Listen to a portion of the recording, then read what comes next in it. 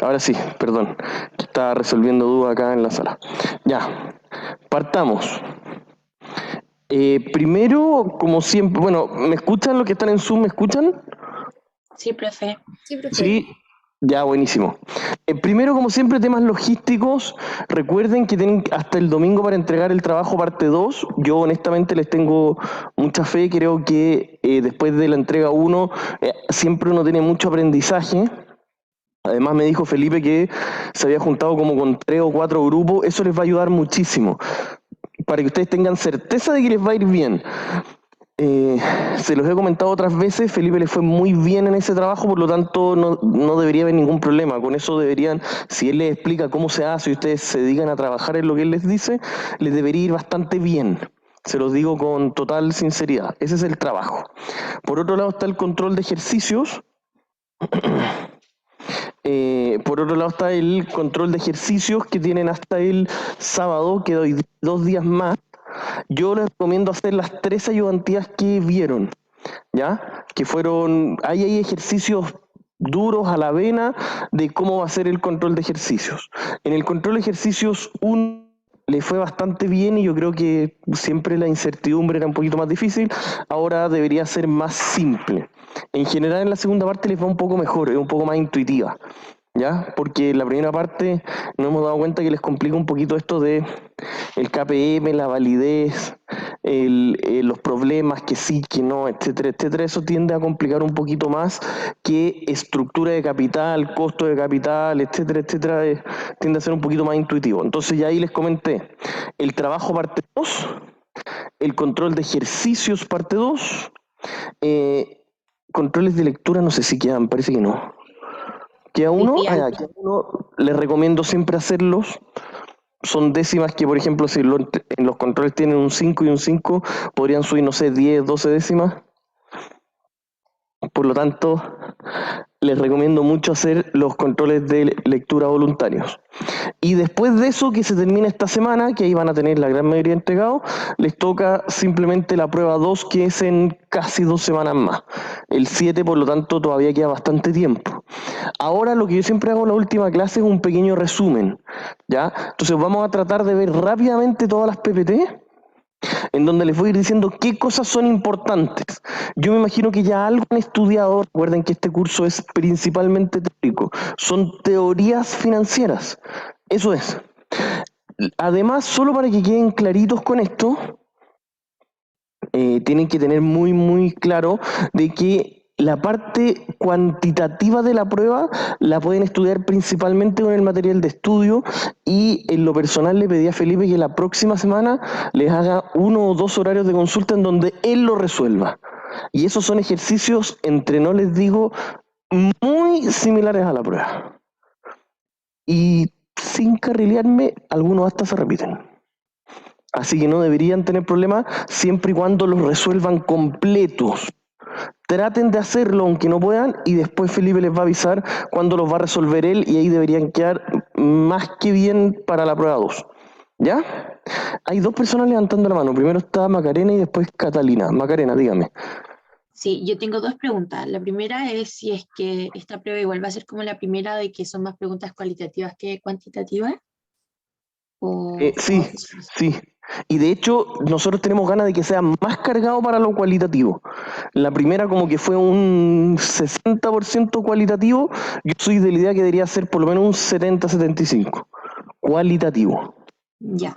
Y mi otra pregunta es cómo va a funcionar el tema de que sea 100% a mano, porque hasta ahora hemos estado haciendo todo con computador. Sí, No me sí, queda claro cómo no, va a funcionar. bueno, es verdad, bueno, lo que usted nos dice, Macarena, es muy cierto. A nosotros esa es una exigencia que nos hizo pregrado.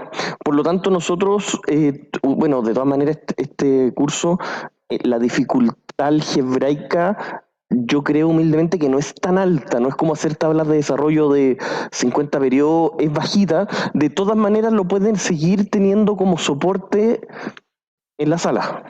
Por eso yo les puse, pueden traer lo que quieran. Lo que sí nos pidieron, y eso también se los quería aprovechar de explicar, de que no tienen certeza, no ha pasado todavía, de que todos enchufen sus computadores. Por eso yo les puse, consideren que no tienen acceso a corriente. Si los traen y cada uno se quiere enchufar, está bien, lo van a poder hacer.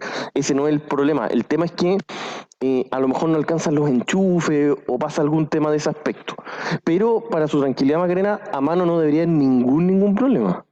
No, estas mismas pruebas, nosotros, o sea, no las mismas, pero base de datos del mismo estilo, ya se hacían a mano antes. Hasta hace 3 semestres nosotros estas evaluaciones las tomábamos a mano y no era problema. Entonces, si ustedes lo quieren hacer primero en Excel, después traspasarlo, no va a haber ningún problema, no debería complicarles. ¿Ya? Profe, y ese traspaso de, por ejemplo, si yo hago un Excel primero y después quiero traspasarlo como a mano, ¿tengo que hacer como todo el desarrollo de nuevo y explicar qué hice o puedo llegar y poner como los números que me dieron? Bueno, en general Macarena tiene mucho criterio con eso. Debería traspasar por lo menos el comentar cómo lo hizo, de dónde sacó los números, pero yo insisto, la parte de cálculo, el puro hecho que usted ponga la multiplicación y ponga el tiro el resultado, no es más que eso. Ustedes han visto que las fórmulas de por sí no son muy extensas tampoco. Entonces, Profe, ¿y el tiempo de la prueba sigue siendo el mismo o como va a ser como online y a mano va a ser más tiempo? no, o sea, la primera prueba fue de 2 horas y ahora queremos darle 2 horas 20. Con la misma cantidad de preguntas, pero queremos darle 20 minutos más. Ya. Sí, no se preocupe. Ahora, lo que sí nosotros estamos conscientes de que esto es algo nuevo, tanto para ustedes como para nosotros. Por lo tanto, vamos a ir viendo cómo sale. O sea, yo tengo mucha fe de que no debería haber problema. De verdad los digo, no debería haber problema. Profe, la última pregunta. ¿Y vamos a estar todos en la misma sala o nos van a separar? ¿Cómo funciona ese tema? Deberían ser en 2 salas distintas, todavía no nos han informado, pero deberían ser 2 salas distintas por la cantidad de alumnos que somos. Ya. Gracias. Sí, no se preocupe, sí. La única razón yo espero que no pase, pero la única razón de que no les vaya mejor es que no van a poder comunicarse con otras personas. Y yo creo que si están acá en la sala debería pasar poco. Debería ser cero, pero debería pasar mucho menos que si estaban en sus casas. En eso no nos vamos a hacerlo, no vamos a tapar el sol con un dedo, sí. ¿Ya? Hay que tener en cuenta eso. Lo otro que le iba a preguntar, ¿hay gente justificada? A mí Profe, lo ¿ahí que usted sabe cómo funciona? Porque, por ejemplo, yo estuve todo este semestre de justificada, pero no nos han vuelto a comunicar como quiénes son los que pueden dar la prueba online o cuál es el motivo para hacerlo, porque en un momento dijeron que eran solamente los de regiones, y como, no sé, los que viven con gente de riesgo o son de población de riesgo, como que quedó como a la deriva. ¿Usted tiene más Sí, información? o sea, lo que tienen que hacer, bueno, esto a nosotros Pregrado nos dijo que ya había avisado de que la gente que no puede venir presencial tiene que contactarse con Pregrado. Es que habían dicho que iban a mandar una encuesta, pero nunca la mandaron, entonces, o sea, Honestamente no, eso, yo honestamente no tengo más información, para ser honesto. ya. Pero Porque en verdad responden súper rápido. Yo sé de alguien que justificó con la DAE y no tuvo mucho problema. sí, yo soy de la misma idea, yo creo que no debería haber ningún problema, no me imagino que tengan problemas con eso. Pero quería saber si alguien ya estaba justificado, porque a mí no me han avisado nada, por lo menos, yo no he sabido de nadie que, que, que no vaya a venir, por ejemplo. No sé la verdad, no tengo más certeza que eso. ¿Ya? ¿Eso, estimados? ¿Sí? ¿Nada más? ¿Acá en la sala nada más? ¿Todo aquí? Ya, comencemos. Vamos a hacer una repasada rápida por todas las PPT. Bueno, ahí sí. Vamos a hacer una pasada rápida por las 5 PPT que vimos durante la segunda mitad. Obviamente que algo de antes puede entrar a la pasada, pero no van a ser preguntas dirigidas como la primera materia. No es un examen, es una prueba 2 directamente. Primero, si yo les digo, así ustedes tienen que tener en su cabecita, ya han estudiado todo este semestre, estructura de capital, ¿qué es lo que es? Así al tiro, como una conversación, ¿qué es lo que es? ¿Qué vimos ahí? ¿Qué temas vimos ahí? Dígame. Pero ponga su micrófono, pues. Exacto, eso es lo primero. A nivel general, ¿cómo se puede financiar una empresa? De hecho, la gran parte... Ah, perdón, Catalina está levantando la mano. No, perdón, la vi antes. No se preocupe, profe. Iba a decir que con qué porcentaje de patrimonio o deuda externa financia la empresa. Exacto, muy bien, también. Eso lo complementa de muy buena manera. En otras palabras, nosotros, dentro de la segunda parte del curso, que es una mega unidad llamada Finanzas Corporativas, la primera subunidad de esta área, que es la número 7, se llama Estructura de Capital, en donde nosotros vamos a aprender teorías de cómo debería financiarse una organización, para que ustedes después las puedan ir aplicando en la vida real. Pero son teorías de cómo se debería financiar de acuerdo a los pros, los contras, las características que tienen, etcétera, etcétera, etcétera. Primero nosotros vimos que cualquier analista, de hecho, por eso acá con esta PPT logramos abrir la segunda parte del curso, por eso yo les puse este resumen. Uno analiza en qué invertir, la forma de financiarse y la política de dividendos. Si se dan cuenta, esos objetivos de un analista financiero son a grandes rasgos, no solamente de esta unidad, a grandes rasgos.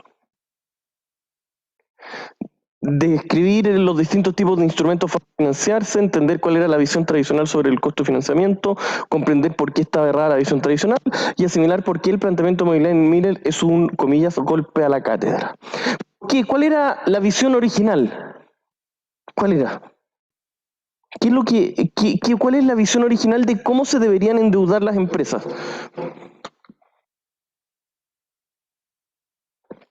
¿Sí? ¿Se acuerdan o no? Pues, ¿qué era mejor? ¿Y por qué? ¿Qué es lo que nos decía el WAC?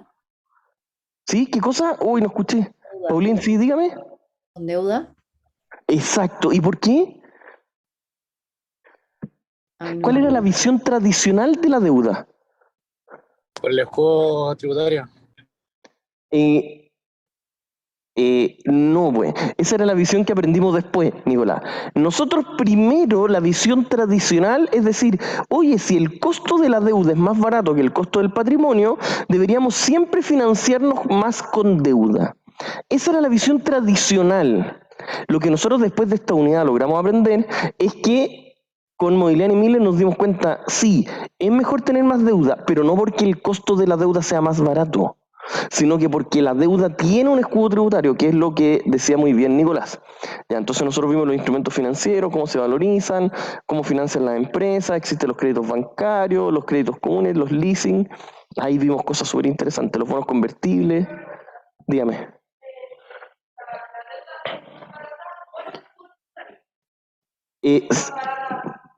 Sí, o sea, es más conveniente endeudarse que financiarse con socios por el hecho que existe el escudo tributario.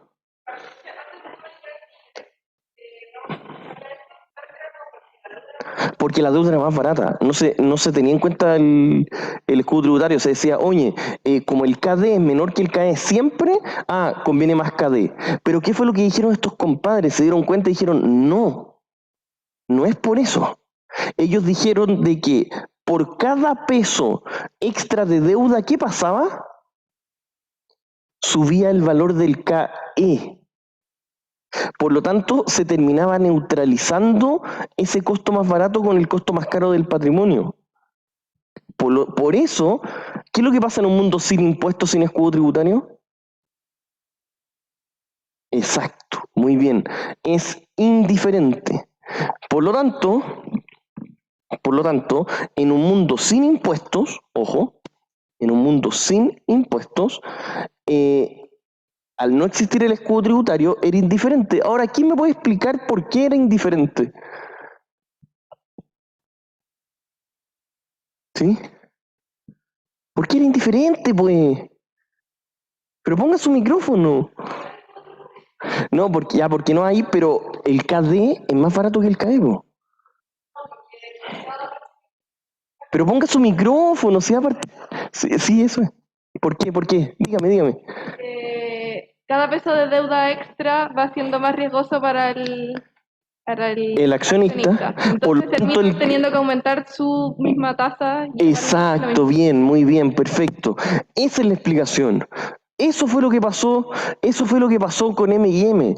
Estos compadres se dieron cuenta de que antes se pensaba que sin escudo tributario igual convenía más la deuda porque el costo de la deuda era siempre más barato, pero no, ellos lograron demostrar empíricamente que no es así. Ellos lograron demostrar que incluso en un mundo sin impuestos éramos indiferentes a la estructura de deuda y el valor de la empresa era siempre el mismo porque el WACC era siempre el mismo. Listo. Y además propusieron una segunda alternativa, dijeron, y en un mundo con impuestos, que así es en realidad el mundo real, ¿qué convenía? Más deuda. Bien. Vimos acciones preferentes, emisión de acciones, emisión de bonos, vimos una OPA, las fases de una OPA, eso son cosas que tienen que saber. Es cultura general, pero lo tienen que saber. Ya, la perspectiva tradicional, que es la que ahora estamos viendo muy rápidamente, pero la vimos con mucho detalle. Vimos incluso el ejemplo de Mucho Lucho, ¿ya? ¿Listo? Vimos, ahí desagregamos de varias formas el WACC, incluso ahí nos dijo, de hecho, esta es la PPT importante, porque nos dice, el menor retorno exigido por los acreedores es compensado perfectamente con una mayor rentabilidad por parte de los accionistas que corren más riesgo, lo que usted me dijo.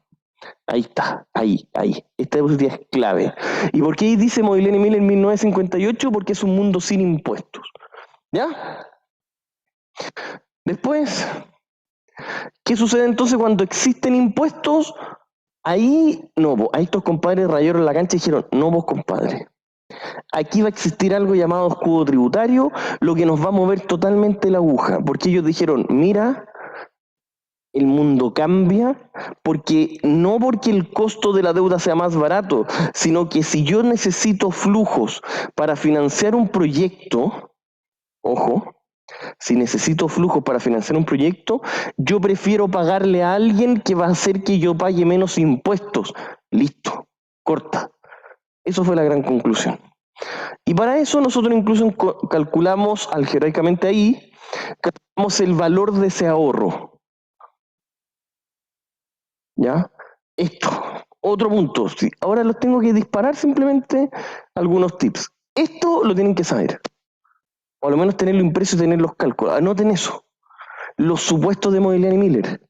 Para que todo lo anterior pase, ahí yo les puse un resumen de todos los supuestos que fuimos mencionando durante toda la diapositiva para que ustedes los tengan claritos. ¿Ya? Y por último, nosotros tenemos la situación 1 sin impuestos, la situación 2 con impuestos. En ambas tenemos ciertas fórmulas para calcular, pero ¿qué era lo importante de esto? Ustedes tienen que saber, porque lo preguntamos, la proposición 1, la proposición 2 de un mundo con impuestos y sin impuestos. Fíjense bien ahí. En un mundo sin impuestos tenemos la proposición 1, ¿y para qué eran esas cosas? Para entender el valor de la empresa. El valor de la empresa apalancada es igual al valor de la empresa no apalancada. Y bueno, lo pueden seguir viendo para no repetir todo lo que tenemos de antes. ¿Ya? Sí. Ahí nosotros, si quieren ver el video, ahí fuimos viendo uno a uno. Yo les dije, el supuesto tanto era por tal y tal razón, el supuesto tanto es por tal y tal razón. Y fuimos así uno a uno.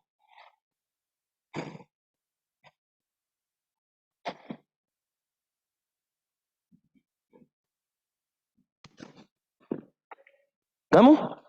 Y luego vimos las proposiciones. Estamos. Estoy resumiendo en 10 minutos lo que fue una clase, pero le estoy diciendo simplemente las cosas importantes para que las sepan. Ya. Luego, así tienen que ir así para entender los puntos, los grandes puntos. Después van a ir hilando un poquito más fino y después con Felipe tienen que ver los ejercicios. ¿Ya? Costo de capital. ¿Qué es lo que es el costo de capital? ¿Qué vimos en esta diapositiva? En esta clase.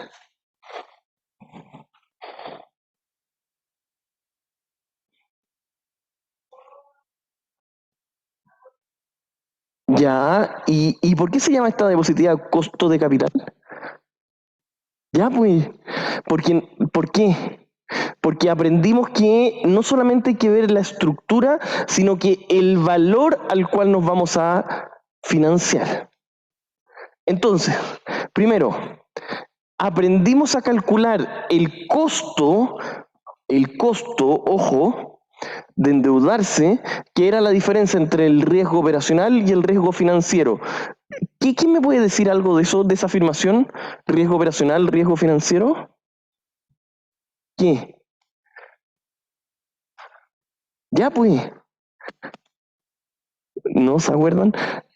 ¿Los que están en Zoom se acuerdan? ¿Alguien?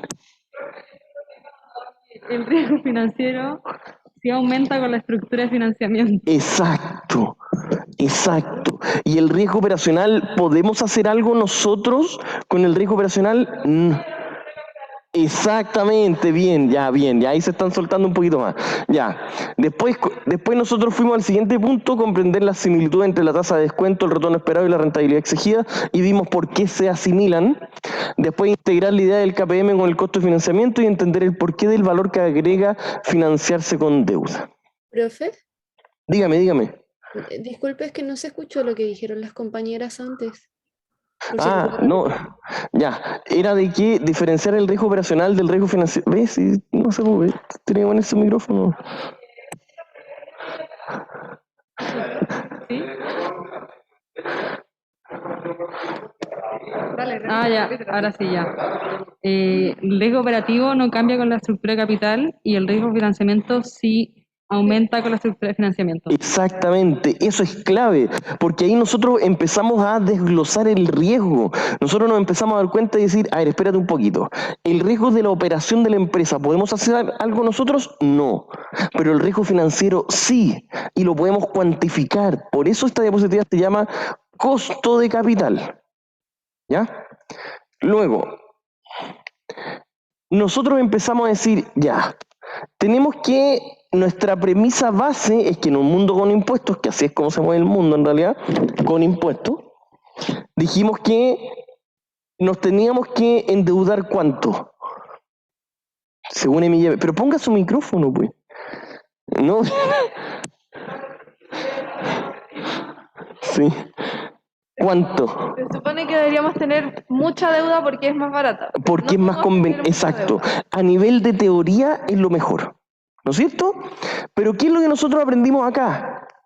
¿O qué es lo que ustedes saben en realidad? ¿Las empresas se endeudan al 100% o no? No. No, ya. Hasta ahí vamos bien, con algo livianito, perfecto. Ahora, lo que yo necesito es que ustedes me den argumentos técnicos de por qué no. ¿Cuáles eran algunos de esos argumentos? El tiempo, que no me sirve tener un beneficio fiscal a largo plazo. Ya, o sea, bien, el incentivo de tener un escudo tributario o un beneficio fiscal, si es que yo no lo logro palpar el día de hoy, es difícil que yo tenga algún incentivo de tomarlo si es que lo voy a recibir a muy largo plazo. Mejor soy yo dueño y chao. Bien, ¿cuál más? ¿Me ven ahí? Ya, primer límite.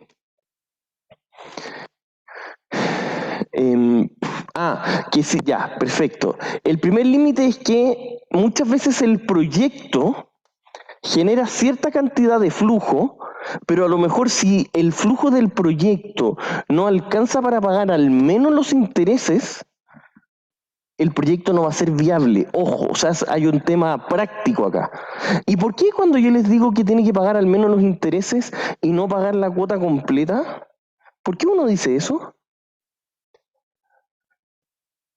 Ya, y que eso, bien, muy bien, porque si yo no pago los intereses, la deuda crece. Exacto. Si yo pago los intereses, al menos la mantengo. ¿Se acuerdan lo que pasaba con un crédito, un bono bullet? ¿Uno qué pagaba periodo a periodo? ¿Y cuánto era el capital? El mismo siempre. ¿Y qué pasaba en cero cupón? Iba creciendo porque yo no alcanzaba a pagar los intereses. Bien, perfecto. Por eso nosotros siempre decimos que una empresa, para que logre funcionar de buena manera, al menos tiene que alcanzar a pagar los intereses. Lo que nos dice nuestro primer límite es que el flujo de caja, si es que nos endeudamos y tenemos que pagar cierta cantidad de intereses, tal vez el flujo de caja operacional no alcanza a pagar y eso ya sería un problema. Ojo.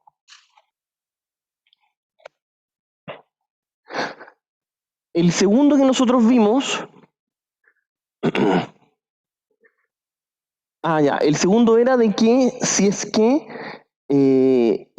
por mucho que nosotros nos endeudemos al 100%, imagínense, si nos endeudamos al 100%, ¿cuántos serían los accionistas? 0.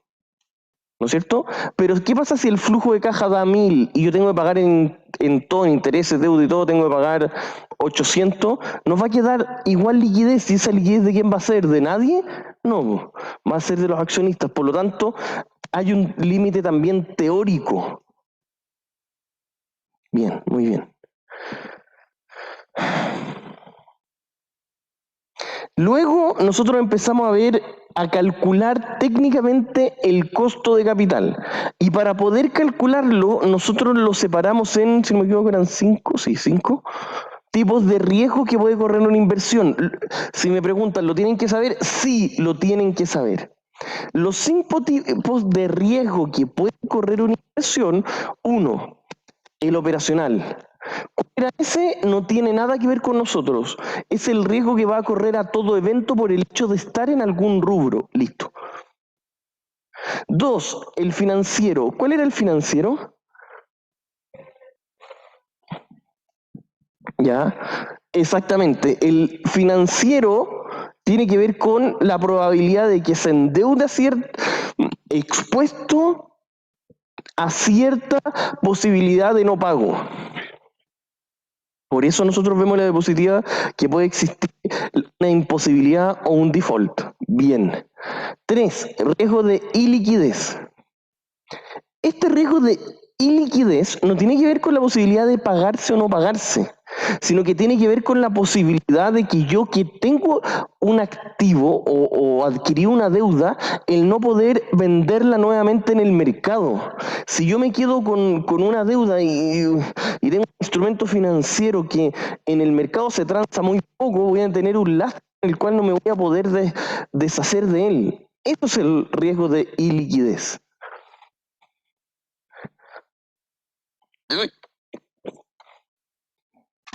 ¿Ya? Sigamos. 4.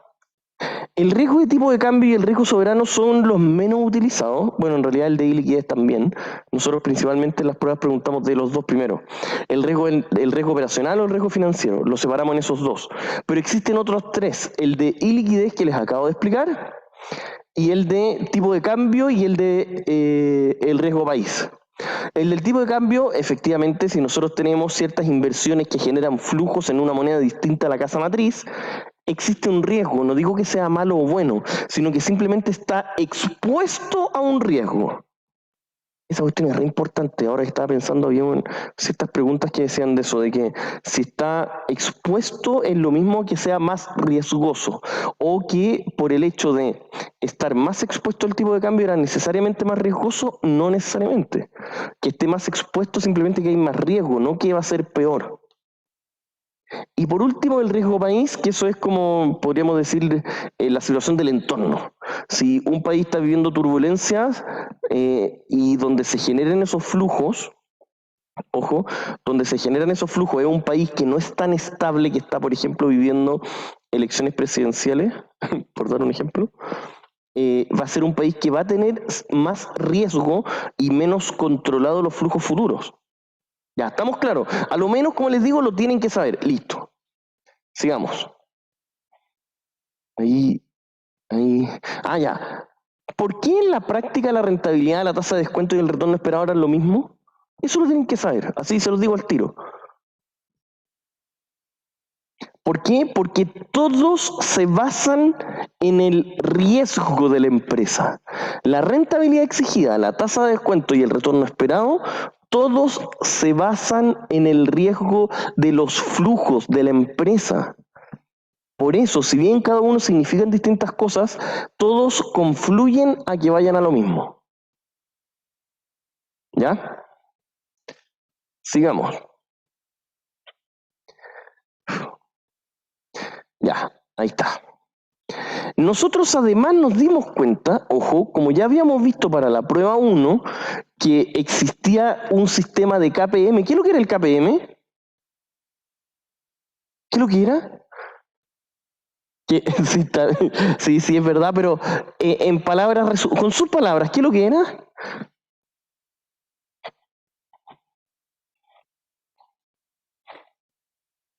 ¿Qué era? Es una fórmula que hace qué, es para calcular qué. Ya, pues, pero eso por eso esta clase es importante, porque es como un estudio. Entonces, como acompañarlos a estudiar todas las materias que entran.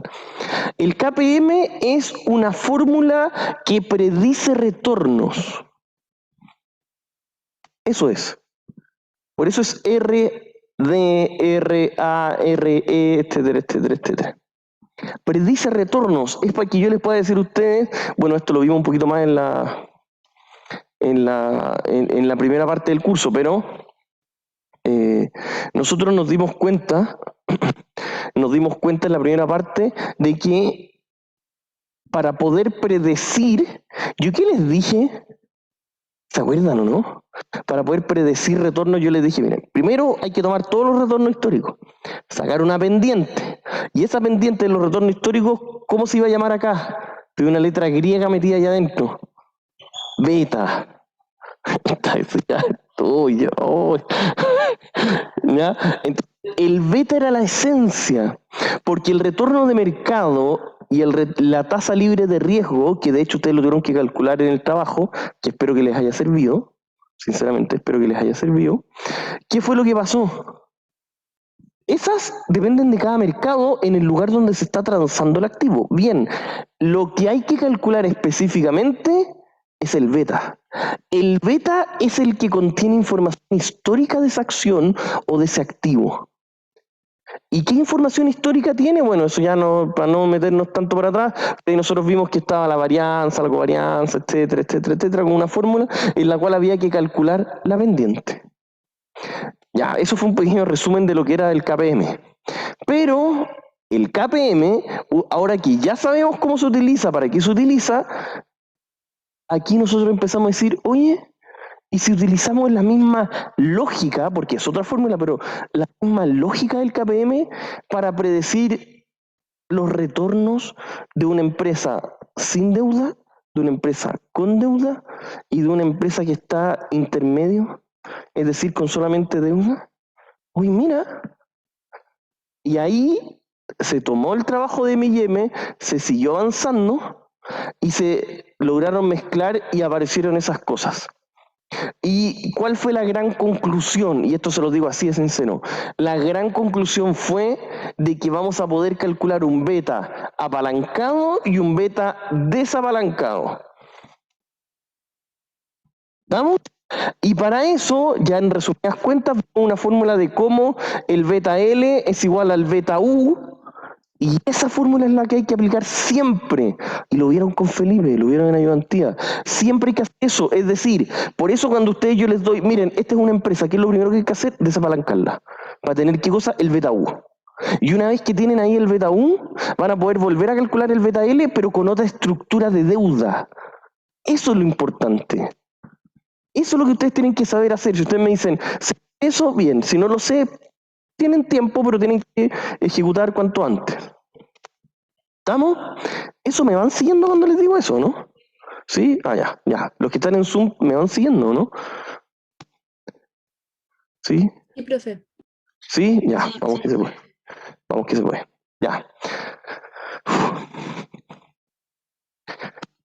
Además, nosotros, después, esto fue muy bueno. Nosotros hicimos un pequeño corte en esta diapositiva y dijimos, calmémonos un poco, dijimos.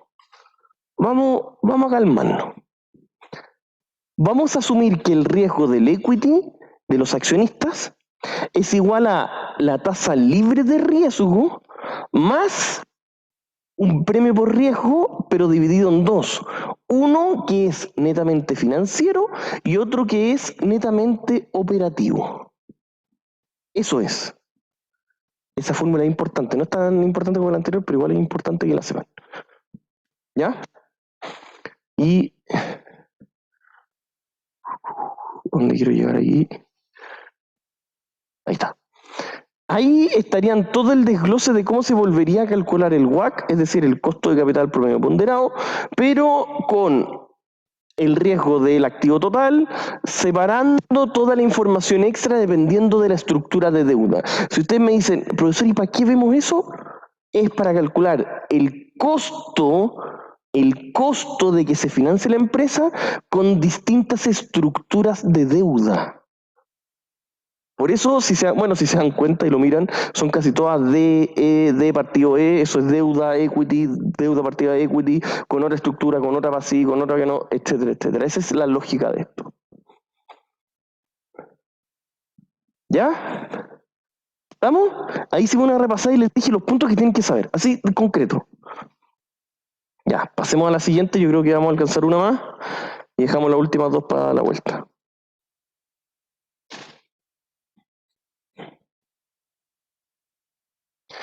Ya. Cuando yo les digo costos de insolvencia financiera, ¿qué es lo que era? Exacto. ¿Y por qué? Se quedaron con el micrófono prendido, ¿cierto? ¿Pero cómo, pues? Ya, sí. ¿Costos de qué? Ya, ¿y por qué? ¿Por qué? Pero espérese, ¿por qué? Porque son los costos a los que puede incurrir la empresa cuando puede quebrar. Algo así. Ya, está muy bien, pero mi pregunta ahora es otra cosa. ¿Cómo unimos el tema anterior con este? Porque recuerden que esto tiene un hilo conductor durante todo el curso. Es porque yo les dije, miren, hay ciertos costos de la estructura de capital que hay que incorporar, que van implícitos, que van escondidos, que tenemos que tomar en cuenta. Porque Dígame. no sé si está bien, pero es porque las empresas no se endeudan al 100%. ¿Ya? Y algo ahí Por ahí, exactamente, como las empresas ya vimos y llegamos a la conclusión de que no se endeudan al 100%. Bien, perfecto. No se endeudan al 100%. Entonces yo le dije, ya, ningún problema. Pero vamos a tener que darle un peso extra. ¿Y cuál es ese peso extra? De que siempre va a existir el costo de quiebra. Siempre. Puede ser directos o indirectos. Nosotros estudiamos ambos, tanto los directos como los indirectos. Empecemos. Entender qué factores adicionales podrían afectar la estructura de capital. Lo que les acabo de decir, ya vimos cómo se endeudan, hasta dónde se endeudan, y después de eso nos dimos cuenta, porque se siguió estudiando este tema, se siguieron haciendo investigaciones, y luego nosotros dijimos, a ver, espérate un poquito. Vamos a calmarnos rápidamente.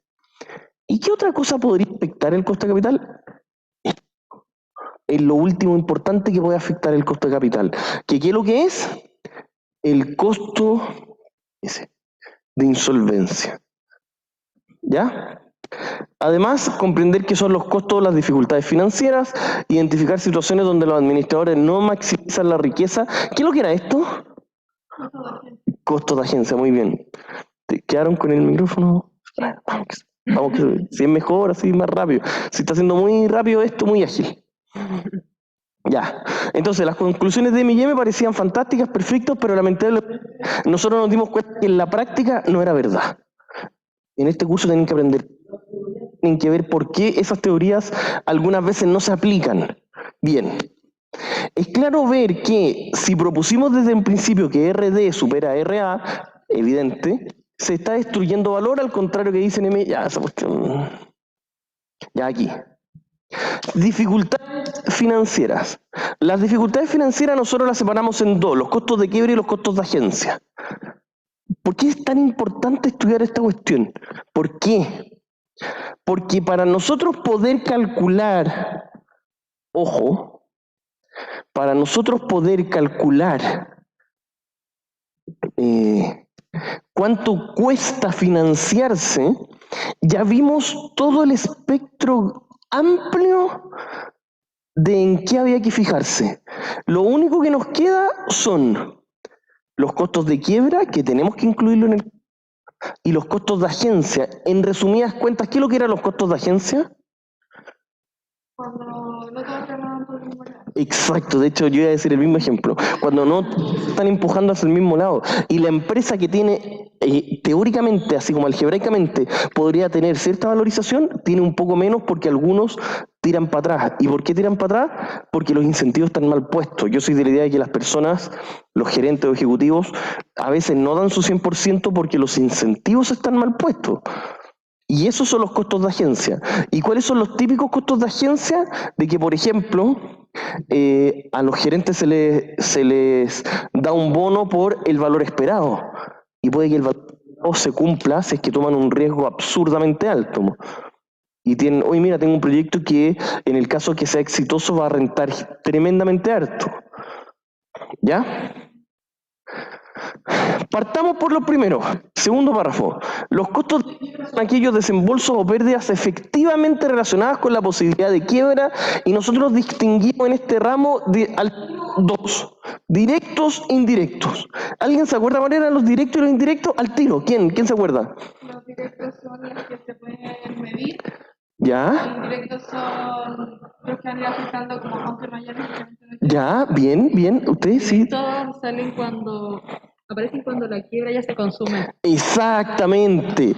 Incluso porque era tan importante lo que usted dijo. Porque si bien uno podría decir, pero entonces contemplemos los directos, pues no los indirectos. No. Porque los directos aparecen cuando ya la leche está derramada. Los que uno tiene que contemplar en el análisis cuando la empresa sigue en funcionamiento son los indirectos. ¿Por qué? ¿Alguien se acuerda cuáles son? ¿Alguien me puede dar algún ejemplo así fácil? Cuando se van los agentes, los gerentes. Bien, ¿y cuándo pasaba eso? Cuando la empresa se empieza a hundir. No están malas, entonces yo me voy porque no me quiero hundir con todos mis compañeros. Créanme que eso pasa. Cuando empiezan a ver que un barco se empieza a hundir, una empresa se empieza a hundir, un gerente que empieza a decir, esta cosa no huele bien, se empiezan a ir. Entonces, ¿qué es lo que pasa? Porque en estricto rigor uno no puede cuantificar que alguien se vaya, pero sí uno puede cuantificar lo que cuesta retener a ese gerente. Eso es lo que ustedes tienen que saber. Eso. El retener a un gerente en una empresa no muy buena es difícil. O sea, cuando de repente uno ve, mira, hay una empresa, mire lo que les voy a decir. Un club de fútbol muy chiquitito y quiere traer a un futbolista extraordinariamente bueno, o le van a pagar muchísima plata, y eso es normal, es parte de eso, las personas funcionan por incentivo, o le van a dar algún otro tipo de incentivo. Sigamos. Este también, este era muy bueno. Pucha, es que no tenemos tanto tiempo para hacer todo de nuevo, pero estamos haciendo un repaso rapidito. El agotamiento financiero, ¿qué es lo que era el agotamiento financiero? Eso es algo que tienen que saber, ojo. Ay, yo tengo anotado, pero no sé si está bien. Dice, cuando los acreedores tienen tanto peso. ¿Y? ¿Está bien? ¿Así que? Cuando los acreedores tienen tanto peso dentro de la empresa que mandan a, por ejemplo, a alguien del banco a que te supervise cómo estáis trabajando. Si, por ejemplo, una empresa, una agrícola, que vale, en total en activos tiene 50.000 millones y 40.000 los puso el banco, ¿qué va a hacer el banco? Va a mandar un ejecutivo de riesgo toda la semana a supervisarte, pues. Y lo va a tener, va a ser insoportable. ¿No? Yo pienso de buena fe, yo no creo que sea insoportable en mala, pero va a ser insoportable porque a él lo van a mandar y van a decir, compadrito, si esta empresa quiebra, el banco va a perder 40.000 millones. Por eso, el banco o terceros que han invertido el dinero en esta empresa van a, no diría hostigarlo, pero lo van a estar frenando mucho para que dé cuentas en el fondo. Y eso se le llama agotamiento financiero. Y aquí también se hacen problemas de incentivos, como de responderle al banco antes que a la acción. Es que eso no es que sea incentivo, sino que eso hace una burocracia que entorpece. Y eso es agotamiento. ¿Ya? Sigamos. Ahora sí empecemos. Primero tenemos que saber los costos de quiebra directos. Como les dije, no es que sean menos importantes, pero estos costos de quiebra, ¿cuándo aparecen? Lo que decía usted. aparecen cuando el hecho ya está consumado. Por tanto, no digo que sean irrelevantes, pero son costos que van a aparecer cuando ya no hay nada que hacer en el fondo. Por lo tanto, no tiene mucho sentido que los agreguemos antes. ¿Y cuáles son? Ahí están en la pizarra, en la pizarra, en el PPT están todos. Por ejemplo, hay que pagarle un síndico de quiebra, abogados, gastos administrativos, contadores, auditores, indemnizaciones, pérdida de liquidación de activos, etcétera, etcétera, etcétera. Todos esos costos van a aparecer cuando ya la empresa dejó de funcionar nomás. Ya, estos son los que me interesa que ustedes sepan. Que ustedes terminen su pregrado, que sepan de finanzas y que esto lo manejen muy bien. Que ustedes sepan que una empresa cuando no es tan solvente, le van a empezar a cerrar las puertas. Y van a aparecer estas cosas. Por ejemplo, el segundo yo creo que es de los primeros que pasa. Al tiro. Menor crédito comercial de proveedores. ¿Qué creen que va a hacer un proveedor y ve que ustedes están teniendo problemas financieros? ¿Les va a otorgar mucho crédito? Ni cagando. Les va a decir casi que págame el contado y te paso la mercadería. Pues eso es lógico, es entendible. Eso es un costo indirecto de quiebra, de que la empresa no está quebrando, la empresa no es que vaya a quebrar, pero está teniendo algún problema y eso muestra una señalización tremenda. Migración de ejecutivos, bueno, también lo que dijo su compañera, que se empiezan a ir, pero más que la migración del ejecutivo es el costo que tiene retenerlo dentro de la empresa. Eso es lo que uno puede cuantificar y decir, mira, un ejecutivo a la empresa al lado le cuesta 1.000, a mí me cuesta 1.500. ¿Por qué? Porque si no ofrezco 1.500 no se viene. ¿Ya? Bueno, eso. Sigamos avanzando lo más rápidamente posible. Entonces la realidad, ¿qué son los costos de quiebra? Mobilian y Miller originalmente no negaron que no existieran, pero dijo, ya, esto también era súper buena. ¿Qué fue lo que dijo M&M? Dijo, mira, no es que no existan los costos de quiebra, pero para ellos los costos de quiebra eran irrelevantes porque independiente de quién sea el controlador de la empresa, por ejemplo, si la empresa la controla un dueño que sabe de su rubro, el dueño que la creó, o que la controle el banco, ellos decían que era lo mismo, pero en la práctica no es así. Nosotros sabemos que si una empresa está en manos de un empresario que sabe el rubro, es muy distinto a que esté en manos de un banco que no sabe el rubro. ¿Y cuál fueron, y acá en el segundo párrafo, y cuál fueron el ejemplo que les di de cuándo no pasa eso? Con los activos financieros. Por ejemplo, si ustedes son dueños de una acción, da lo mismo si ese dueño de una acción es otra persona, la acción va a rentar lo mismo.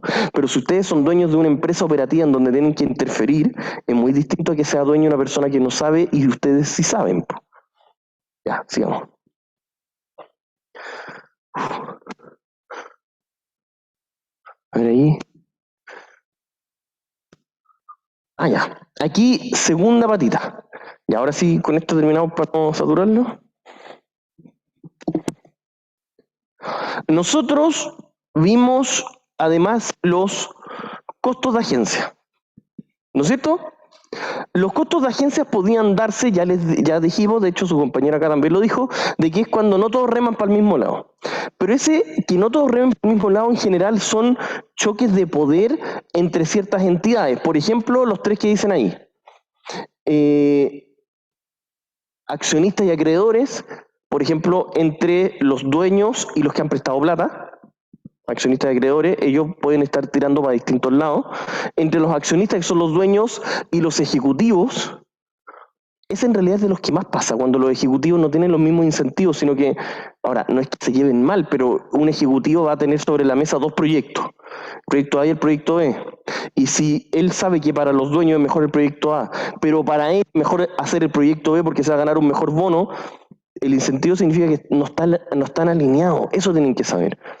Entre accionistas mayoritarios y minoritarios, cuando tuvimos la clase de esto yo les di unos ejemplos gigantes de los clubes de fútbol, de que los grandes grupos económicos que difieren, también ¿se acuerdan cuando les comenté que cuando el accionista mayoritario hacía una nueva emisión de acciones y diluía al chico? ¿Se acuerdan de eso? Ya, eso también pasa mucho.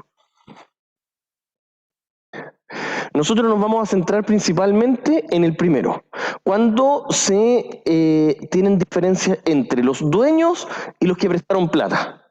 De hecho, si se van dando cuenta, casi siempre nos centramos en eso. Que el que prestó plata, si ha prestado mucha, va a mandar un hueón. ¿Se acuerdan cuando yo les dije acá que habían unos contratos? Los covenants, bien, ya, sigamos. Solo quería cerciorarme de eso. Acá hay unos ejemplos de los costos de agencia en el caso que nosotros veremos, es decir, entre acreedores y accionistas. Entre ellos, cuando no están alineados, pasan algunas de estas cosas. Por ejemplo, hay subinversión en proyectos de VPN positivo. Es decir, de nuevo les digo, si el gerente tiene 2 proyectos arriba de la mesa y los 2 tienen VPN positivo y puede hacer los 2, a lo mejor el gerente va a decir, pero hago uno nomás, porque hacer el otro significa más, incluso cosas tan banales y básicas como, oye, si entre hacer 2 y hacer 1 a mí me van a pagar lo mismo, ¿cuántos voy a hacer? Evidentemente hacer 1, por lo tanto los incentivos no van a estar muy bien alineados. Ese es un error tipo 1. Error tipo 2 es cuando normalmente pasa error tipo 2 cuando los incentivos están mal puestos a nivel de riesgo. Ojo. Cuando proyectos que no son muy buenos, pero o sea, el ejecutivo los acepta igual. ¿Por qué? Porque muchas veces el ejecutivo le pone en incentivo, oye compadre, si tú mientras más proyectos te va a pagar más, da lo mismo como sea el proyecto. Mal puesto los incentivos. Bueno, ¿para qué voy a seguir repitiendo esas mismas cosas que ya lo vimos en su momento?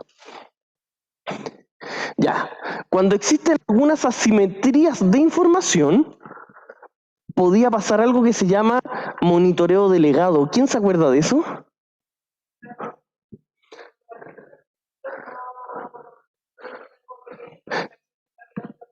Exacto, casi. Los accionistas chiquititos se ponen de acuerdo, ponen una cuota chiquitita y le contratan a alguien para que supervise las inversiones. Eso es monitoreo delegado.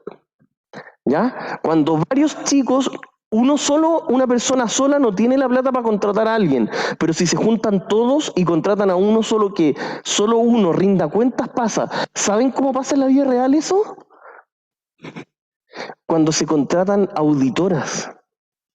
Por ejemplo, el accionista grande dice, compadre, hay gente que hace las cosas bien, de buena manera, que son una auditora externa, que da el visto bueno y que los números que yo te estoy mostrando realmente son los reales. No estoy falseando nada. Ah, ya. Entonces todos se meten a la bolsillo y dicen, ¿sabéis qué? Le vamos a pagar X cantidad de millones a, no sé, a Price, a Deloitte, o bueno, las que siempre les doy los ejemplos, y le dicen, mira, les vamos a pagar porque al pagarle a ellos nos van a dar un reporte totalmente sin sesgo. ¿Me van siguiendo? Ya.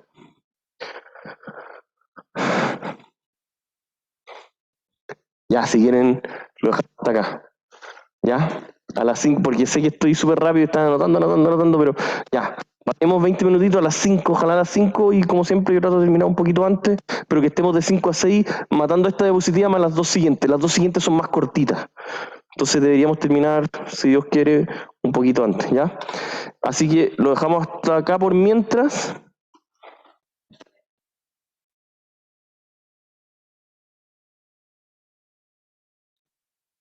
Ya. No, ya ahora sí. Esto era que de repente hacían inversiones como nada que ver y se iban a Dubái a hacer... Exacto. Está comprobado empíricamente, es decir, con datos concretos, de que tener poca caja, sirve para tomar mejores decisiones, y eso es parte de los costos de agencia. Por lo tanto, una política de entregar hartos dividendos y mantener poquita de dinero en caja hace que la empresa sea más eficiente. ¿Ya? ¿Están cachando el hilo conductor? Algunos ejemplos son los que dijo su compañera, por ejemplo, que hace que los ejecutivos de repente nos digan, oye, toda la plana mayor va a hacer una reunión por el día en Nueva York. Ah, ya, porque costará, no sé, 50 millones de pesos, llegan y lo hacen.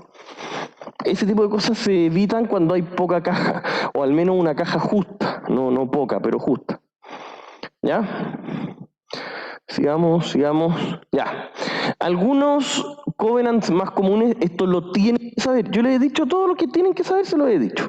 Son estos que están acá. Este listado son de las principales restricciones que uno coloca, que uno deja, para que en el fondo la deuda sea más barata. Ese es el objetivo. Ustedes van a decir, ¿y por qué pasa esta cuestión? ¿Por qué alguien puede firmar un contrato de restricción, un contrato en donde hagan que yo esté obligado a mostrar mis números, cosas así? Bueno, porque eso hace que la deuda sea más barata y eso tiene dos grandes implicancias. La primera, vamos a pagar menos intereses, o sea, efectivamente la cuota va a ser más baja. Y la segunda es que al ser el KD más bajo, el costo de capital baja y por ende el valor completo de la empresa sube. Por eso. ¿Ya? Y estamos, listos. Estas, como les había dicho, son más cortitas. Orden jerárquico, impuestos personales y valorización de empresas. Son tres temas bastante importantes. Cuando yo les digo orden jerárquico, ¿quién se acuerda qué es lo que era? ¿Profe? Dígame, Catalina. Sí, es que antes de que pasara a la unidad 10, lo último que dijo, que cuando el KD más bajo, que bajaba y hacía que el valor de la empresa subiera. Que el KD es más bajo, Catalina, y eso hace que uno pague menos intereses, por un lado, y por otro, al ser el KD más bajo, el WACC es más bajo. ¿Y qué es lo que pasaba cuando el WACC era más bajo? El valor de la empresa total es mayor. Ya, súper. Gracias. Eso, no se preocupe. De hecho, una muy buena pregunta. Muchas gracias. Ya, unidad 10, cortito para yo ir diciéndoles qué cosas tienen que saber y cuáles no para la prueba. Recuerden que gran parte de la prueba es conceptual y son este tipo de cosas. Esta que les estoy diciendo, así que para que estén lo más concientizados posible. Y los ejercicios, ya saben, tienen 3 ayudantías que le hizo Felipe, está arriba todos los Excel, todos los videos, todas las cosas. Y además está el material de estudio que es prácticamente todo de ejercicios. ¿Qué es lo que les dije? Estoy solamente reforzando para que lo hagan. Pueden escribirle directamente a Felipe, me pueden escribir a mí para pedir, en donde yo le pedí a él, yo ya le adelanté que ojalá en 1 o 2 sesiones resuelva la gran mayoría de los ejercicios de ahí, pero no sirve de nada si es que ustedes simplemente los copian. Hay que estudiarlo. Ya, partamos. Unidad 10. Orden jerárquico. ¿Qué es lo que era el orden jerárquico? La forma, no, es el orden en el cual las empresas deberían pedir dinero para financiarse. Exacto, el pecking order que se llama. Es decir, es la priorización de cómo las empresas se endeudan. Las empresas, ¿cómo se deberían? Nosotros ya vimos, ojo, ya vimos que las empresas deberían tener 100% de deuda según M&M 1963, con impuestos, etcétera, etcétera, pero vimos que la práctica no es así. Listo, chao. Esta unidad 10 es súper entretenida porque son cosas mucho más reales. El orden jerárquico nos dice, miren cabros, esta es una cuestión que les va a servir para la vida. Las empresas se financian de acuerdo a 3 posibilidades. ¿Cuáles eran? Utilidades retenidas, ¿Ya? valorización de empresa, ¿o no? ¿Qué cosa? Valorización de empresa, No. impuestos personales. Deuda. No. Deuda y acciones. Y acciones, bien Vicente, exacto. Uno se puede endeudar por 3 formas, puede pedir dinero o levantar dinero de 3 maneras. Reinvertir utilidades, emitir acciones o pedir dinero a terceros. El orden en el que se pide es clave. ¿Por qué? Porque nosotros vimos acá en una de las teorías de financiamiento, recuerden que todas estas son teorías que tienen que saber, el curso gran parte es así. En este orden, de acuerdo al orden en que se hace, es las expectativas que se muestran al mercado. ¿Y cuál era el orden, ya adelantándonos gigantemente, pero cuál era el orden ideal? El último ¿Ya? es vender acciones. ¿Qué cosa, perdón, Catalina? Que lo último es vender acciones. Exacto, emitir acciones muy bien. ¿Y qué era lo primero? Utilidad Utilidad retenida, exacto. Exacto, bien. No sé, parece Vicente, usted algo iba a decir que lo interrumpí. Oiga, eso pues. era lo de utilidad retenida el primero. Ah, ya, exacto. Y ya, sigamos, empecemos a ver la diapositiva. Comprender una idea alternativa sobre la estructura de financiamiento, una idea totalmente paralela, totalmente diferente a como era antes, sino que ahora nos vamos a medir y ver que nosotros podríamos endeudarnos o pedir dinero de una forma totalmente diferente a como había propuesto M&M, que son las 3 que acabamos de mencionar. Esas son pecking order, orden jerárquico. 2. Apreciar la idea de Miller y el efecto de los impuestos personales en la decisión de la estructura de las compañías.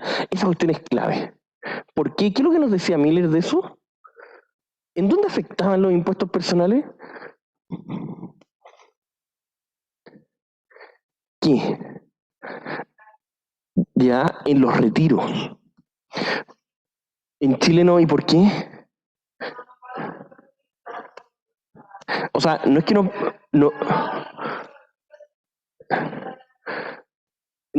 casi, no se paga por la utilidad que es el valor de la acción, sino que se paga cuando se vende la acción nomás. Y los retiros, los dividendos sí, pero ahora vamos a llegar a eso, no se preocupen, ya a lo mejor acá tenemos que quedarnos un poquito más rato. Revisar qué factores han influido en la estructura de financiamiento de las empresas en el mundo real. Primero que todo, nosotros vimos que las consecuencias de cómo nosotros vamos a financiarnos se le llamó pecking order, ¿ya? Eso es literalmente una transformación total y fue, si se dan cuenta, los años fue mucho después, fue el año 84, o sea, la otra cuestión llevaba 20 años. ¿Ya? La teoría del orden jerárquico trataba de explicar por qué se encontró que en la práctica, por eso esto es netamente práctico, las firmas más rentables tenían bajos niveles de deuda. Y eso, si yo les pidiera hacer un comentario, explique, ¿por qué las grandes empresas tienen bajo nivel de deuda? Si nosotros hemos visto que todas las teorías nos dicen lo contrario. Nos dicen de que toda empresa que tiene mucha utilidad debería tratar de endeudarse lo más posible. ¿Por qué? Porque su escudo tributario es más fuerte, tiene un ahorro mayor. Por lo tanto, ¿por qué pasaba esto? Exacto. Y ya, por eso una forma, pero alguien me podría decir, pero las podrían retirar y hacer otros proyectos. Pero se dieron cuenta que el tema de la señalización, las expectativas, ¿ya? En donde si una empresa si los socios no creen que su proyecto es el mejor, es decir, las retiran para invertir en otra cosa, tampoco iban a venir terceros a invertir en ellos. Esa cuestión fue clave. Que empezaron a darse cuenta y decir, oye, pero las empresas que tienen muy buena utilidad podrían retirar la plata y meterla en otro lugar, po. Pero se dieron cuenta que todas las empresas buenas reinvierten, po. Esa cuestión era muy rara. Uno de los supuestos fundamentales del planteamiento de M&M, e inclusive uno con existencia de costos de dificultades financieras, era que los mercados son perfectos y no existen asimetrías de información, pero ¿qué es lo que nosotros hemos visto durante todo el semestre? Dígame.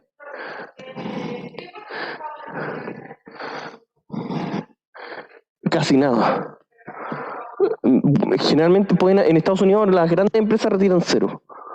Cero, sí. De hecho, si ustedes se dan cuenta, las empresas como Apple, Facebook pagan dividendos, ¿no? No, pues, o sea, retiran cero. Las grandes empresas que están en un crecimiento vertiginoso reinvierten todo. Ya.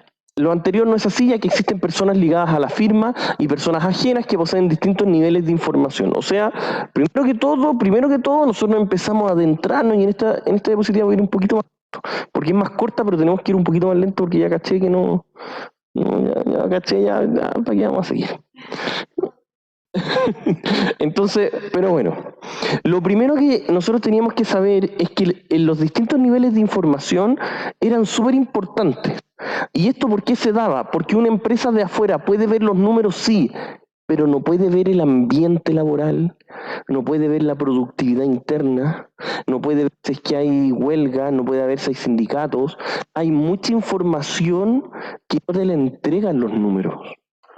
Y eso hace de que las personas internas o externas tengan niveles de información extremadamente asimétricos.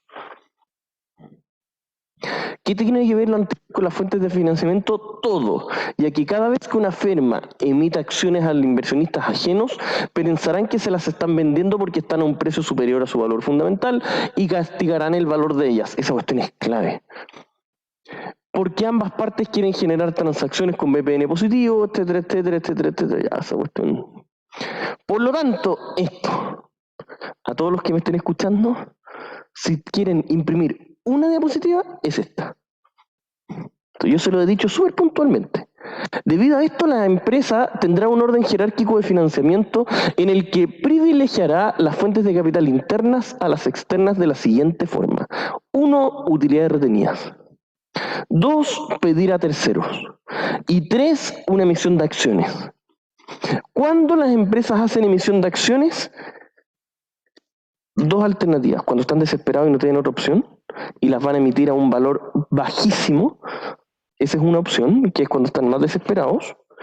Y otra alternativa es cuando quieren hacer un proyecto específico, y que en otras palabras, la segunda alternativa es como prácticamente vender una parte de la empresa y venderla a un precio sumamente elevado. ¿Por qué? Porque se quiere invertir extremadamente violento y es más económico hacer eso que pedirle a terceros. Sí, dígame.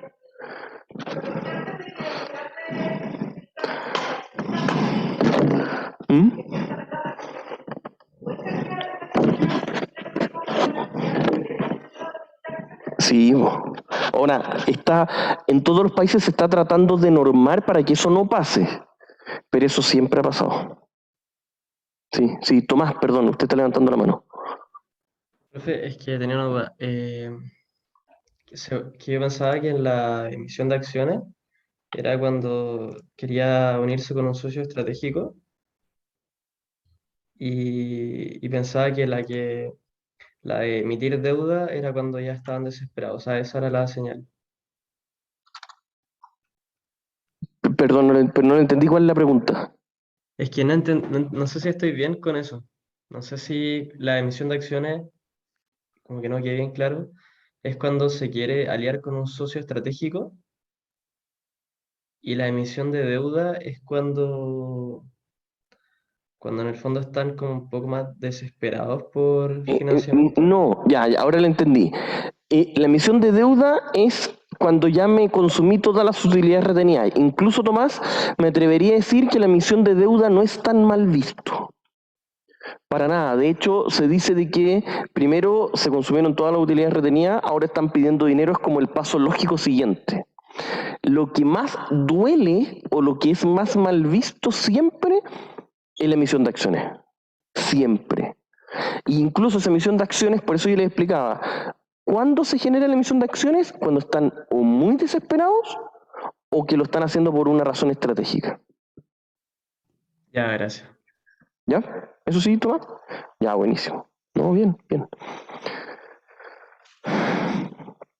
Luego, otra razón para entender el por qué parece ser que las utilidades retenidas en la práctica son más baratas que los aumentos de capital, por ejemplo, porque nadie me lo dijo, pero ¿qué pasa con el punto 1 y 3? En estricto rigor son como la misma cosa, ¿no?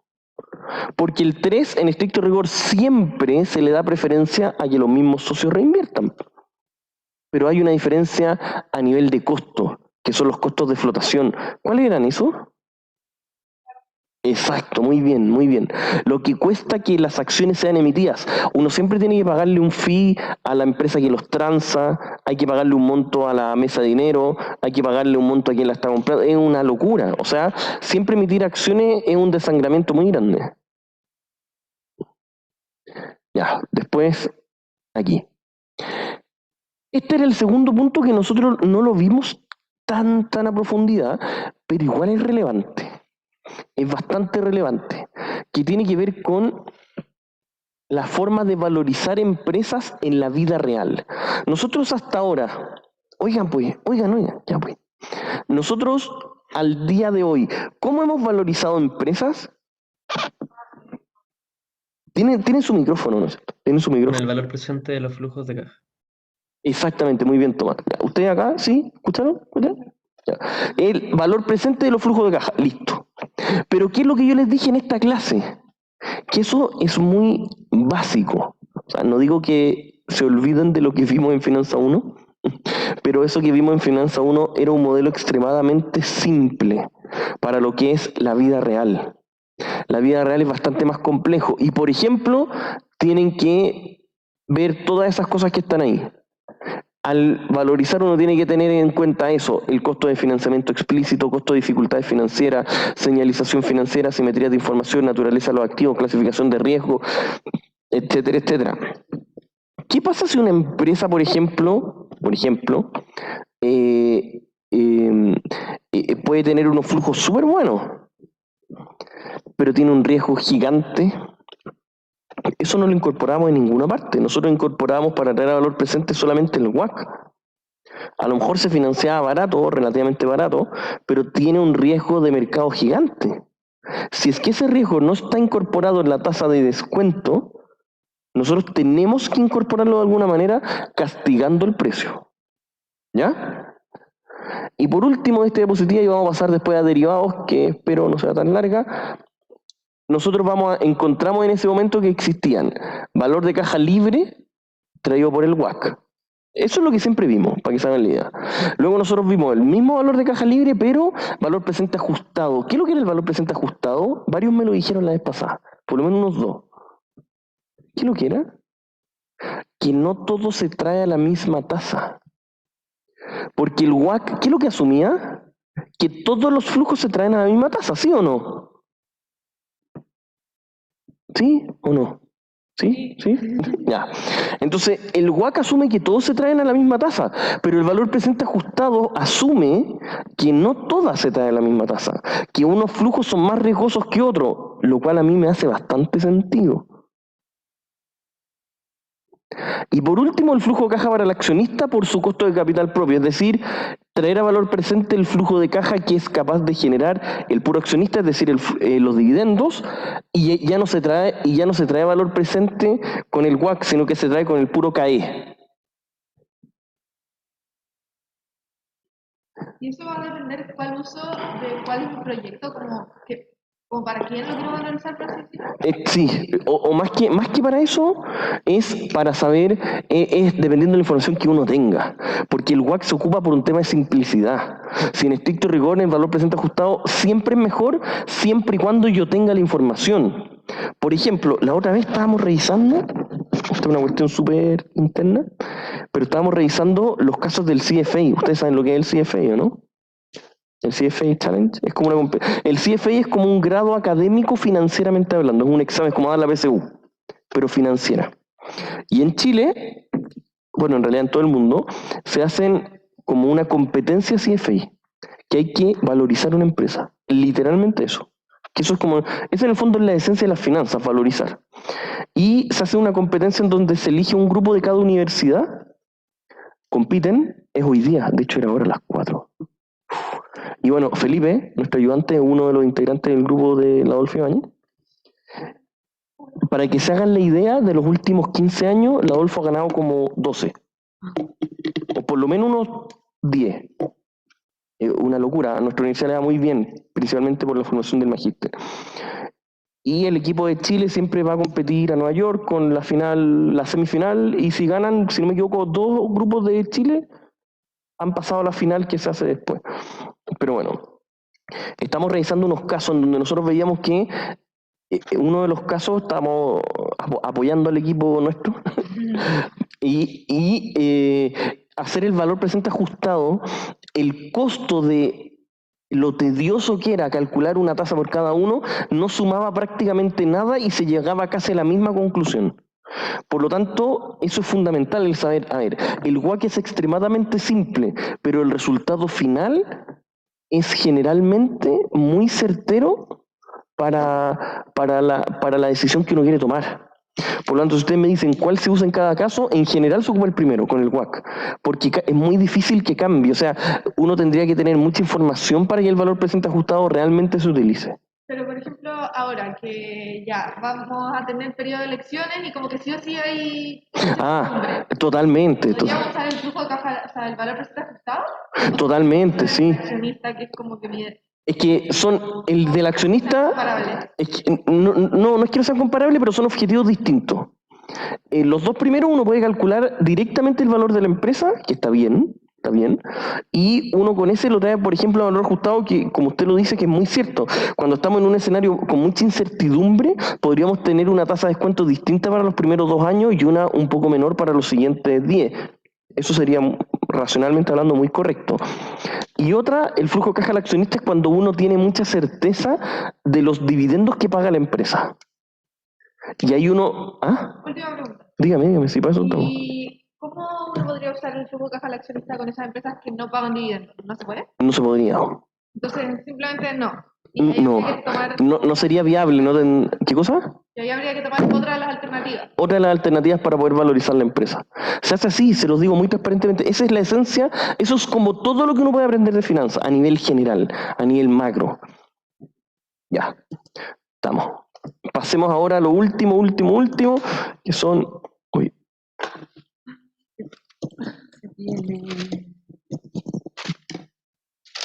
Hoy soy...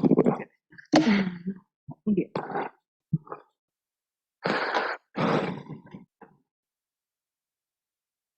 Ya.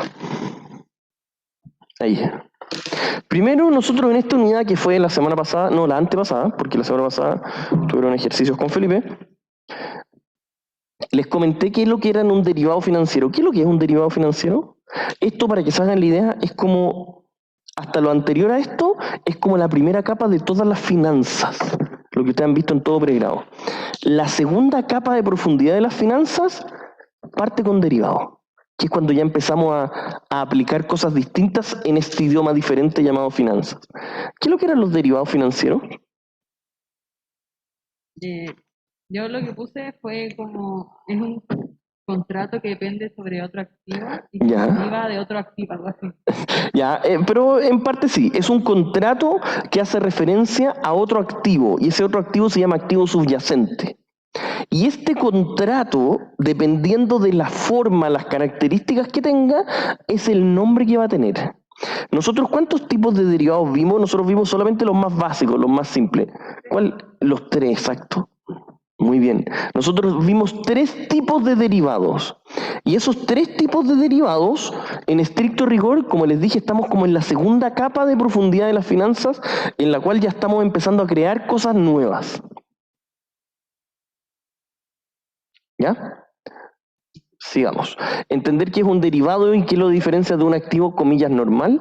Apreciar los propósitos y comprender la idea esencial de la condición de no arbitraje para los futuros. Ya, miren, ahí tenemos la pequeña definición que está en negrito. Los derivados son instrumentos financieros cuyo valor depende, o deriva, en otras palabras, de otro activo subyacente mucho más básico. Por ejemplo, miren lo que les voy a decir. Si ustedes quieren comprar, no sé, dólares, ustedes pueden ir al banco o alguna institución financiera en la cual les dicen, oye, quiero comprar un derivado financiero, un derivado de tipo de cambio y uno en el cual me aseguren comprarles cierto activo a tal precio. ¿Qué activo? Dólares, por dar un ejemplo. Entonces ustedes se comprometen, firman un contrato en el día de hoy sin pagarle nada a nadie, pero en ese contrato se obligan a pagar cierta cantidad a tal precio. ¿Por qué existen estos contratos? Por las expectativas. Uno cree que esto va a subir, que va a bajar, cree que se va a mantener, etcétera, etcétera. Ya, bueno, ahí les expliqué harto de la crisis financiera en esa clase, etcétera, etcétera. Ya. Los más básicos, los plain vanilla, son los forwards, los futuros, las opciones, bueno, y los swaps, que en el fondo los swaps solo se los mencioné, no lo vimos. Pero ¿qué era cada uno? Los futuros y los forwards, ¿qué es lo que eran? Compromisos de compra, de venta. Exacto. Un compromiso de compra o de venta. ¿Y cómo se llaman las de compra y cómo se llaman las de venta? Es que eso es en opciones, pero ya partamos con este. Donde uno se obliga, se compromete, se obliga con obligaciones de todo tipo, se obliga a comprar o vender un activo a cierto precio en cierto momento. Eso es un forward o un futuro. ¿Cuál era la diferencia entre un forward y un futuro? ¿Alguien se acuerda o no? Los que están conectados Zoom. ¿Sí? ¿El forward es derivado? Sí. Todos son derivados. Ah. ¿Sí, Tomás? ¿Usted se acuerda? O sea, me acuerdo que los futuros se negocian en la bolsa de valores. ¿Ya? Y el forward creo que es privado entre 2 partes. Bien, muy bien. Muy bien, Tomás, lo felicito. Ahora, para todos, ¿qué significa que transe en la bolsa de valores? Que lo puede comprar cualquier persona. En cualquier ¿ya? Y significa que es estandarizado. Cuando usted va, por ejemplo, y quiere comprar una acción de, no sé, de Val en la bolsa, usted sabe lo que cuesta, lo que trae, las consecuencias, es estandarizado. Es un paquete que todos lo conocen y que la acción 1, la acción 2, la acción 1000 son todas exactamente iguales. Son estandarizados, no cambian, dígame. que no sé si tendrá que ver, pero hoy día justo en estrategia el profe habló de los mercados futuros y nos preguntó que si en finanzas habíamos visto esto. Esto, Ya, justo. pero va la pregunta. ¿Ya? Y nos dijo que, por ejemplo, eBay y Mercado Libre eran mercados futuros. Ah, Entonces, no entiendo. no, es que eso es mucho más avanzado, ya no nos enredemos con eso. Si quieren les puedo explicar después de la prueba, sí, Ya. no se preocupen. Mira, que lo hizo para puro... ¿Quién era? Montesino. Ah, ya, después yo voy a hablar con el Ale. No, pero sí, es que ahí nos enredaríamos un poquito más. Pero no es esto, entonces. No, para que no se enreden no va por ahí. Los contratos futuros en el fondo son en donde uno se obliga a transar a cierto precio en cierto momento. Y el ser futuro, tal como explicó también antes Tomás, se refiere a que transan es algo totalmente estandarizado. Todo, si uno quiere comprar un contrato, 2 contratos, son todos exactamente igual, son estandarizados. En cambio, como también había dicho Tomás, ¿qué es lo que pasa con los forward? Son contratos entre privados, son una cuestión súper irregular. Si yo voy y hablo con uno de ustedes y le digo, oye, necesito comprar algo XXX, y otro privado me dice de la nada, yo te lo puedo vender con estas características, y le meto un saco más al lado, y le quito, y lo amarro entero, listo. Un contrato solo para esa transacción puntual. Me van cachando. Y se pone el precio que uno quiera, como quiera, etcétera. Eso es un forward. En Chile, yo les comenté también que el mercado derivado en Chile no es muy desarrollado, pero es de los más desarrollados de Latinoamérica. Está Brasil y después Chile. ¿Ya? En el mercado de derivados. Incluso las opciones no se transan en Chile. También les comenté la otra vez que no estoy 100% seguro, pero la última vez que me metí un poco en este tema, se querían empezar a implementar las opciones en la bolsa, pero no me consta si se estén haciendo o no. ¿Ya? Sigamos. Tomás, dígame. Usted levantó la mano. Es que las opciones son las que se pueden revender también, ¿cierto? Todo se puede revender. Ya todo se puede revender. ¿El Sí. forward también? Es que se puede, pero es extremadamente difícil que uno lo revenda porque es algo muy específico. Ya. El futuro es más fácil de revender entonces. Sí, es que el futuro se transa en el mercado. Usted puede ir y comprarlo así abiertamente. Le puede decir a su ejecutivo, a su trader, le puede decir, oye, compra, hace una oferta a los conocidos y le compra. En cambio, un forward, en estricto rigor, se puede vender, sí, pero es muy difícil porque es entre privados, entonces nadie sabe que existe ese contrato. Ya. Solo las partes que lo firmaron. ¿Ya? Otro tema que tienen que saber que es sumamente importante. ¿Por qué se utilizan los derivados financieros? Pueden ser tres posibilidades. Esto lo tienen que saber. Ojo, viene. 3 posibilidades. O para especular, o cobertura, o arbitraje.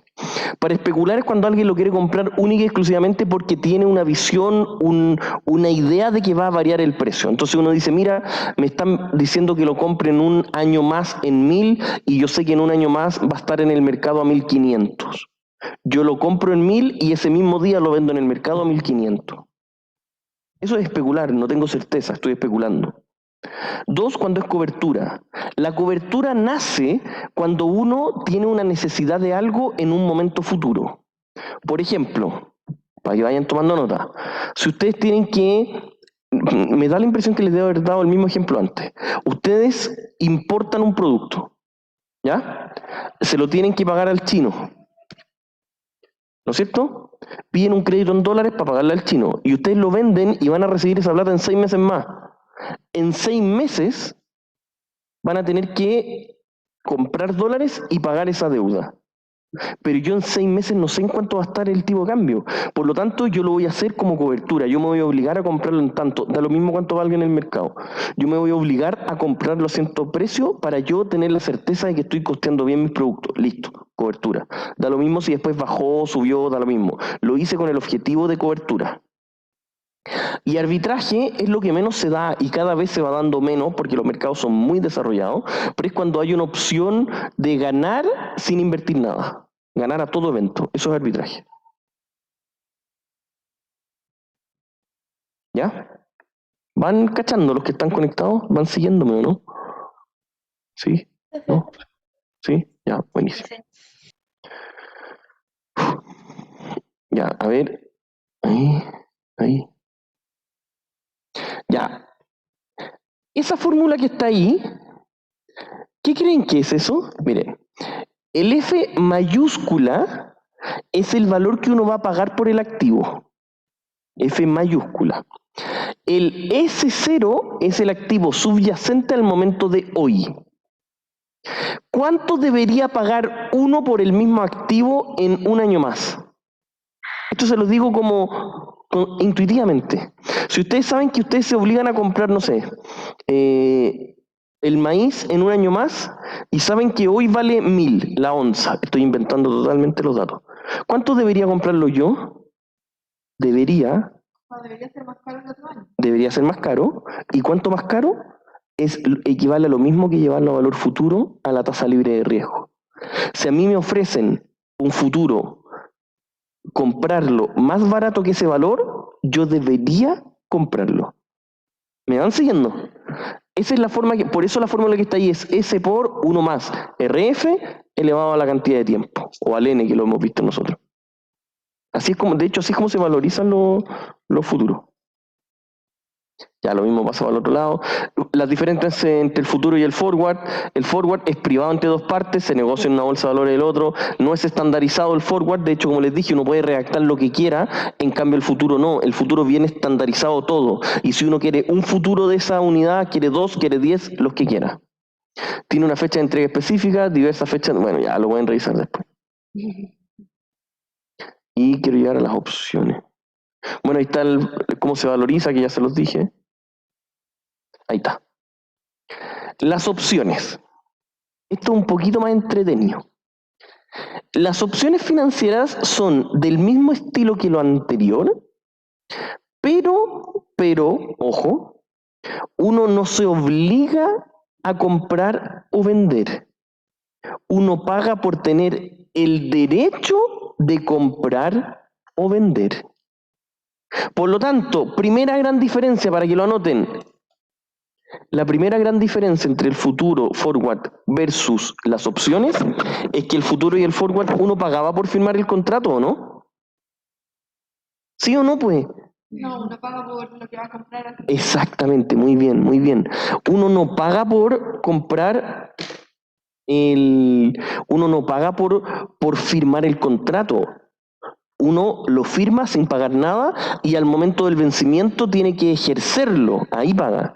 En cambio, las opciones, como uno tiene la posibilidad de hacerlo o no hacerlo, ¿qué es lo que va a pasar?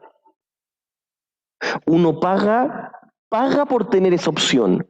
Entonces las opciones uno paga al tiro al inicio, decir, mira, yo estoy dispuesto a pagar 1000 por el hecho de que me des la opción de ejercerla después de comprar un producto a tal precio.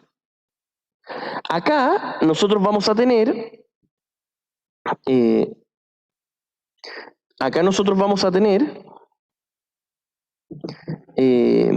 ¿cómo se llama?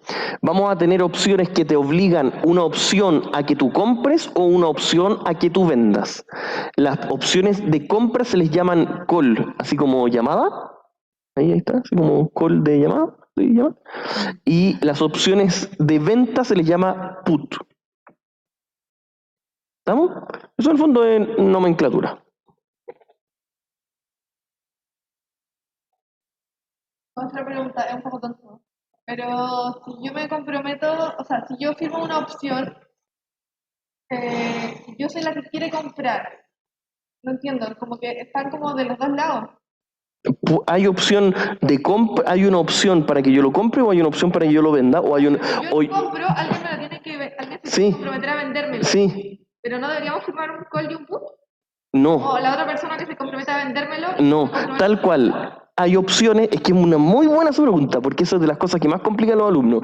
Yo puedo comprar una opción para que usted me lo venda, o yo puedo comprar una opción para que usted me lo compre, o yo puedo comprar una opción para que yo se lo venda, o yo puedo vender una opción para que yo se lo compre.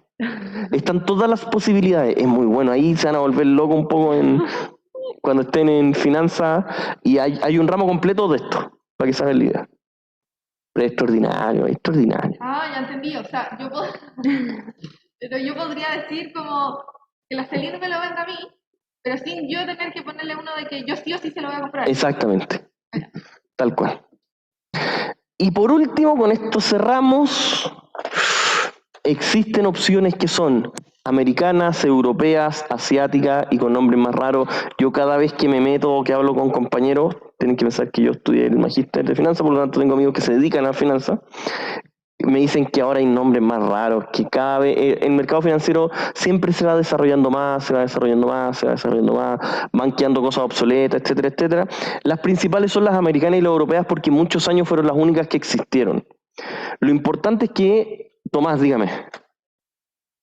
Que algo que no me quedó claro en las opciones es que cuando se termina el periodo de tiempo que yo tengo la opción, estoy obligado a comprarla, ¿cierto? Me imagino. Si ¿Qué es que no cosa? la alcanza a Perdón. vender, tengo que pagarlo, ¿no? Hoy, perdón, no lo escuché bien. Que si es que yo no alcancé a vender la opción y la quería vender, la tengo que pagar cuando se termine el plazo, me imagino, ¿no? No necesariamente. Si es que, porque si usted no la ejerció nomás. Listo. Ah, como que desaparece. Desaparece, exacto, tal cual tiene una fecha. Ah, ya, ya, Bien, ya. muy bien. Las americanas yo las puedo ejercer en cualquier momento durante su vida útil. En cambio, las europeas yo las puedo ejercer solo al término. En el fondo, una terminología nomás. No es que unas se trancen en América y las otras en Europa. No. ¿Ya? Ya pues, estimados, lo dejamos hasta acá. Espero les haya servido el resumen. Ustedes saben que los videos están todos los días sábados en la mañana. Les deseo lo mejor, de verdad. Macarena, dígame. Sí, profe, una pregunta rápida sobre la prueba. ¿Va a ser como en webcursos como siempre o va a ser con ustedes nos dan un papel con la No, prueba? yo mandé hoy día un mensaje. Va a ser 100% en papel, presencial, pero pueden traer todo lo que quieran. Sus apuntes, computador. Lo único que no pueden hacer es hablar con más gente. Ya. No, sí, se había leído que era 100% escrita, pero no sabía si es que la pregunta estaba online y se escribía en una hoja aparte o Ah, no. Nosotros les vamos a pasar una hojita, una hoja con las Ya. preguntas. Eso, Gracias. no se preocupe. Tomás, dígame. Profe, ¿y el espacio de la mesa van a ser mesas individuales o la mesa larga que uno va a tener más espacio para No, poner el computador? hoy lo escucho despacito, Tomás, no sé por qué sea. ¿Que el espacio que uno va a tener va a ser un espacio amplio o chico? En las salas nomás, po. Pero las salas con mesas individuales o mesas largas compartidas. Uy, buena pregunta, no sé. Yo creo que deben ser las mesas amplias, porque nosotros somos de las secciones grandes, pero no, honestamente no tengo certeza, todavía no nos han asignado sala, o a lo mejor nos asignaron y yo no lo he visto, pero todavía no sé. Ya. ¿Ya? Eso, Tomás. Ya, pues, estimados, que estén muy bien, mucho éxito. Recuerden lo que les dije, material de estudio es clave para complementar. La gran mayoría va a ser lo que yo les dije. La otra parte es material de estudio, que son ejercicios, y Felipe ya sabe que se los tiene que resolver siempre y cuando ustedes le pidan. ¿Ya? Eso, estimados, que estén muy